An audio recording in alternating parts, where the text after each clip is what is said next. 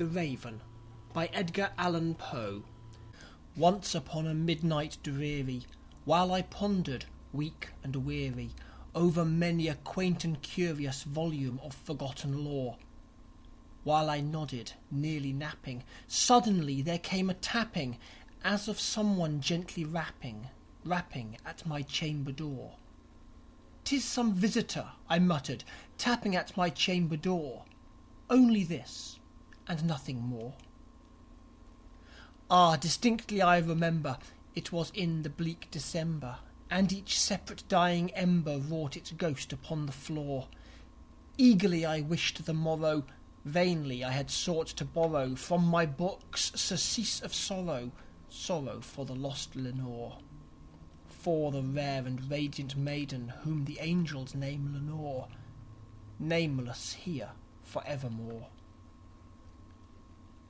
And the silken, sad, uncertain rustling of each purple curtain thrilled me, filled me with fantastic terrors never felt before, so that now, to still the beating of my heart, I stood repeating, "'Tis some visitor entreating entrance at my chamber door, some late visitor entreating entrance at my chamber door. This it is, and nothing more." Presently my soul grew stronger, hesitating then no longer. "Sir," said I, "or madam, truly your forgiveness I implore. But the fact is I was napping, and so gently you came rapping, and so faintly you came tapping at my chamber door, that I scarce was sure I heard you. Here I opened wide the door. Darkness there, and nothing more." Deep into that darkness peering, long I stood there wondering, fearing, doubting, dreaming dreams no mortal ever dared to dream before. But the silence was unbroken, and the stillness gave no token, and the only word there spoken was the whispered word Lenore.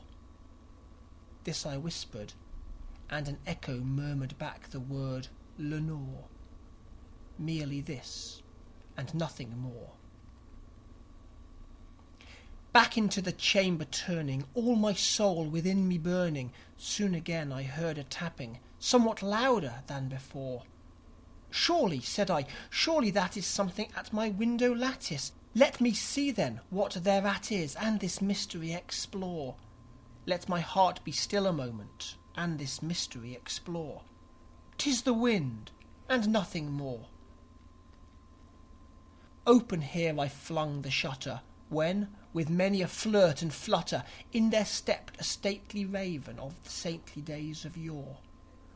Not the least obeisance made he, not an instant stopped or stayed he, but with mien of lord and lady perched above my chamber door, perched upon a bust of Pallas just above my chamber door, perched and sat, and nothing more.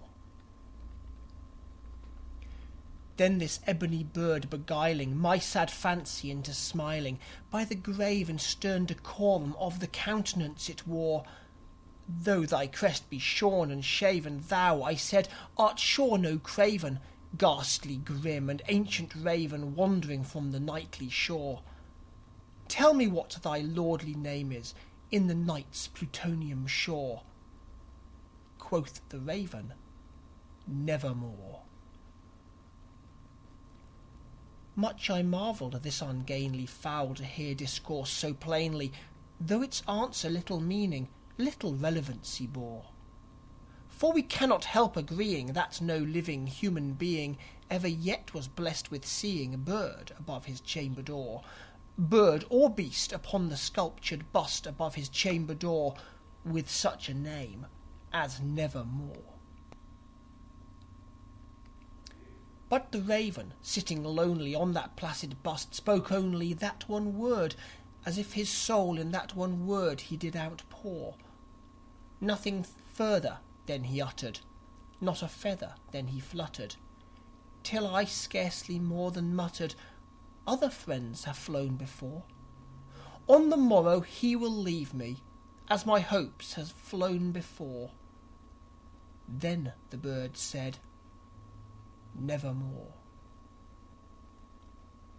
Startled at the stillness broken by reply so aptly spoken, doubtless, said I, what it utters is its only stock and store, caught from some unhappy master, whom unmerciful disaster followed fast and followed faster, till his songs one burden bore, till the dirges of his hope the melancholy burden bore of never, nevermore.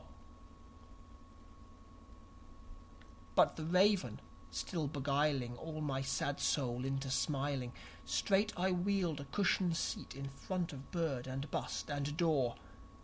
Then upon the velvet sinking, I betook myself to linking fancy unto fancy, thinking what this ominous bird of yore, what this grim, ungainly, ghastly, gaunt and ominous bird of yore meant in croaking nevermore. This I sat engaged in guessing, but no syllable expressing to the fowl whose fiery eyes now burned into my bosom's core. This and more I sat divining, with my head at ease reclining on the cushion's velvet lining that the lamplight gloated o'er, but whose velvet violet lining with the lamplight gloated o'er she shall press, nevermore. Then, methought, the air grew denser, perfumed from an unseen censer, swung by seraphim whose footfalls tinkled on the tufted floor. Wretch, I cried, thy God hath lent thee, by these angels he hath sent thee, respite, respite, and nepenthe from thy memories of Lenore. Quaff, oh quaff this kind nepenthe, and forget this lost Lenore. Quoth the raven, nevermore. Prophet, said I, thing of evil, prophet still, if bird or devil, whether tempter sent or whether tempest tossed thee here ashore, desolate yet all undaunted, on this desert land enchanted, on this home by horror haunted, tell me truly, I implore, is there balm in Gilead? Tell me, I implore. Quoth the raven, nevermore. Prophet, said I, thing of evil, prophet still, if bird or devil, by that heaven that bends above us, by that God we both adore, tell this soul with sorrow laden, if, within the distant Aidenn, it shall clasp a saintly maiden whom the angels name Lenore, clasp a rare and radiant maiden whom the angels name Lenore. Quoth the raven, nevermore. Be that word our sign of parting, bird or fiend, I shrieked, upstarting, get thee back into the tempest and the night's plutonium shore.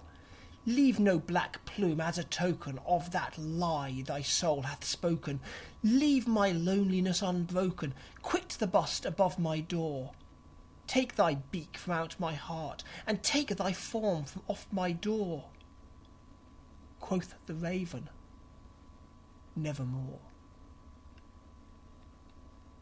And the raven, never flitting, still is sitting